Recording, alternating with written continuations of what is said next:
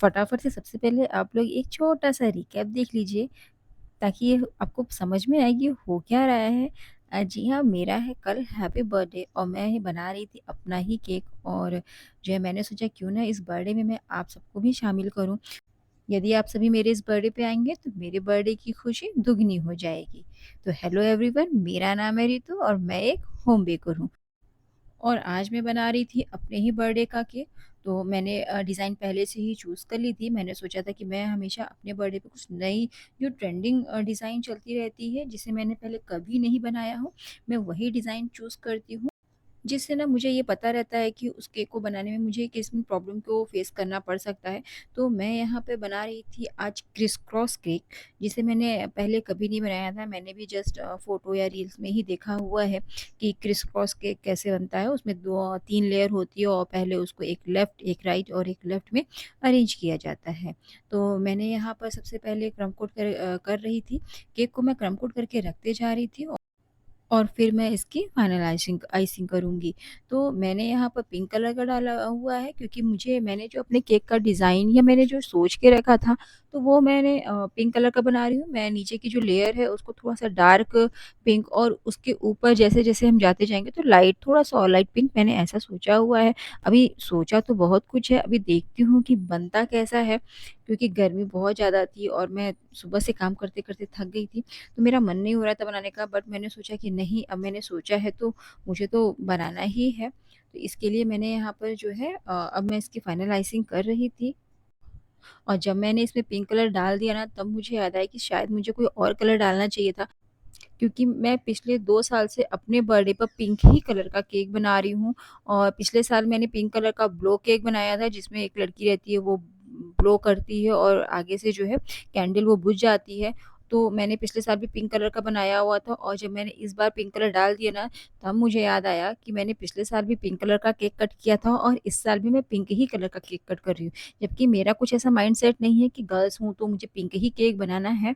ये तो मेरा अपना पर्सनल केक था, तो मैं इसमें येलो, पर्पल और भी कोई कलर यूज़ कर सकती थी, लेकिन मैंने ध्यान ही नहीं दिया और मैंने सोच के चला था कि हाँ, मैं ऐसे ही बना दूँगी। मुझे ये बाद में याद आया, इसलिए मैंने सोचा चलो कोई बात नहीं, इस बार पिंक कलर का केक काट लेती हूँ, नेक्स्ट टाइम मैं जो है दूसरे कलर का केक कट करूँगी। तो मैं यहाँ पर सबकी फाइनल फिनिशिंग दे रही थी। इस तरीके से जब आप भी फाइनल फिनिशिंग दे रहे हो ना केक की, तो हमेशा ना पैलेट नाइफ़ को क्लीन करते जाइएगा और स्क्रैपर को ना हमेशा 90 डिग्री पे ही रखिएगा। कभी-कभी क्या होता है ना कि लोग हल्का-सा एंगल दे देते हैं स्क्रैपर को, उससे नीचे से भी जो उनका केक रहता है ना, उसकी चौड़ाई ज़्यादा और ऊपर ना वो पतला हो जाता है। और जब फाइनल फिनिशिंग आप दें तो आपको हमेशा पैलेट नाइफ ना अपनी गीले टॉवल से या नैपकिन से उसको पोंछते रहना है, जिससे कि ना हमारे केक में फिनिशिंग बहुत ही अच्छी आती है। तो ये देखिएगा, मैं हर बार जो है अपनी पैलेट नाइफ को साफ़ कर रही हूँ, जिससे कि ना मेरे केक में फिनिशिंग अच्छी रहे। वैसे तो ये किसी कस्टमर का नहीं था, ये कहीं जाना भी नहीं था, मुझे बस बना के इसे कट ही करना था। लेकिन फिनिशिंग अच्छी रहती है ना, तो आपको भी केक बनाने में या केक काटने में मज़ा आता है। मैं दिखा रही हूँ यहाँ पे, देखिए कितनी अच्छी फिनिशिंग आई है, इसके शार्प एजेस भी आए हैं। आप इस तरीके से पानी का स्प्रे देके भी ना फिनिशिंग ला सकते हैं, लेकिन ये आपको ट्रिक ना एकदम लास्ट में ट्राई करना है। और जब भी आप केक के साइड में क्रीम लगा रहे हो ना, तो आपको पैलेट नाइफ को 90 डिग्री पे ही रखना है, जिससे ना देखिए क्रीम ना इक्वली लगती है। यदि आप बिगिनर्स हैं, तो आप जो है पाइपिंग बैग में भर के भी क्रीम को अप्लाई कर सकते हैं। उससे ना हमारे केक में जो क्रीम है वो इवनली स्प्रेड होती है, तो आपको बहुत ही ज़्यादा कहीं पे ऐसा नहीं होता कि कहीं पे बहुत ज़्यादा क्रीम लग गई हो और कहीं पे बहुत कम क्रीम लग गई हो। तो जब आप पाइपिंग बैग से भर के करेंगे ना, तो आपकी क्रीम सभी जगह इक्वल ही रहेगी, कहीं पर भी ऐसा नहीं होगा कि कहीं क्रीम ज़्यादा है या कम है। तो यदि आप बिगिनर्स हैं और आपको क्रीम अप्लाई करना नहीं आ रहा है, तो आप पाइपिंग बैग में भरकर ही क्रीम को अप्लाई कीजिएगा। और जब एक होम बेकर का बर्थडे होता है ना, तो लोगों को लगता है इसका केक तो पक्का स्पेशल होने वाला, लेकिन ऐसा कुछ भी नहीं है। हम हमेशा जो है वही केक अपने बर्थडे पे बनाते हैं जो हमें ट्राई करना होता है, जो हमने पहले कभी नहीं बनाया होता है, क्योंकि अपना केक ना कभी बनाने का मन नहीं होता है। ऑर्डर्स का रहता है तो ये रहता है कि हाँ ठीक है, मुझे बनाना है, मुझे करना है। बट जब अपने बर्थडे के केक बनाने की बारी आती है ना, तो ऐसा लगता है कि मन ही नहीं है, ऐसा लगता है कि छोटा-सा केक बना देती हूँ, क्योंकि घर में ही तो केक कट करना है, कहीं बाहर जाना भी नहीं है। लेकिन मेरे यहाँ मेरे सारे फ्रेंड्स को इंतज़ार होता है मेरा बर्थडे केक देखने का कि रितु अपने बर्थडे पर कौन-सा केक बनाने वाली है, उसमें क्या डिज़ाइनिंग रखने वाली है। ये सब प्लानिंग मैंने 1 महीने पहले से ऑलमोस्ट शुरू कर दिया था और मुझे इसके लिए जो भी सामान लगना था, मैंने कुछ फॉक्स बॉल थे और आर्टिफ़िशियल बटरफ्लाई था जो कि मेरे पास नहीं था, तो मैंने वो सब मँगवा लिया था। लेकिन लास्ट मोमेंट पे मैंने सोचा कि मैं आर्टिफ़िशियल जो है बटरफ्लाई नहीं लगाऊँगी, मैं यहाँ पर एडिबल बटरफ्लाई लगाऊँगी जो कि अच्छा दिखता है थोड़ा-सा मुझे आर्टिफ़िशियल की अपेक्षा।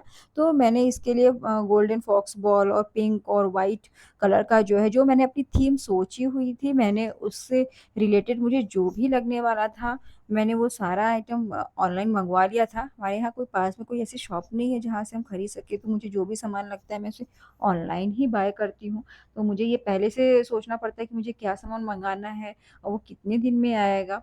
तो उसके लिए मुझे पहले से तैयारी करके रखनी पड़ती है। तो मैंने 2 केक को तो फाइनल फिनिशिंग करके रख दिया था फ्रिज में और ये मैं तीसरा केक जो है उसकी फाइनल फिनिशिंग कर रही थी।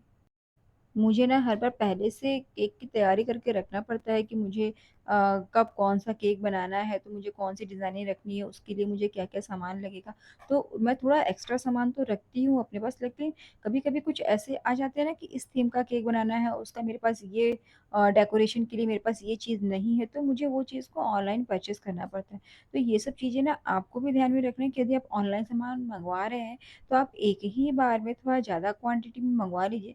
जिससे कि कभी आपके पास उसके ऑर्डर भी आते हैं तो आपको लास्ट मोमेंट पे कस्टमर को ना नहीं करना पड़े या और ये जो मैं केक बना रही थी ना, मैंने इसे पाइनएप्पल फ्लेवर का बनाया हुआ है, क्योंकि मुझे ना पर्सनली या तो चॉकलेट फ्लेवर पसंद आता है और या तो फिर मुझे पाइनएप्पल फ्लेवर ही पसंद आता है। तो मैंने सोचा कि मैं इसे जो है पाइनएप्पल फ्लेवर में ही बनाऊँगी, तो मैंने इसे पाइनएप्पल फ्लेवर दिया हुआ है और मेरे तीनों ही केक रेडी हो गए थे।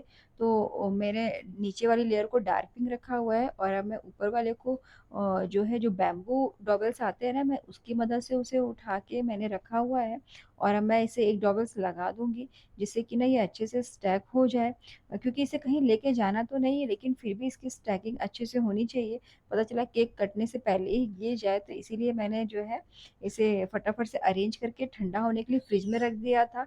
और फाइनल इसकी जो डेकोरेशन है ना मैं बर्थडे से 10-15 मिनट पहले ही करूँगी और अब मेरा मैनेजर भी आ गया था तो हम दोनों ने मिलके जो है इसको डेकोरेट किया, इसको रेडी किया और ये रहा मेरे केक का फाइनल लुक दोस्तों। आपको कैसा लगा?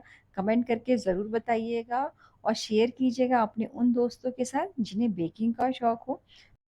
मुझे बर्थडे विश करना मत भूलिएगा। Thank you for watching.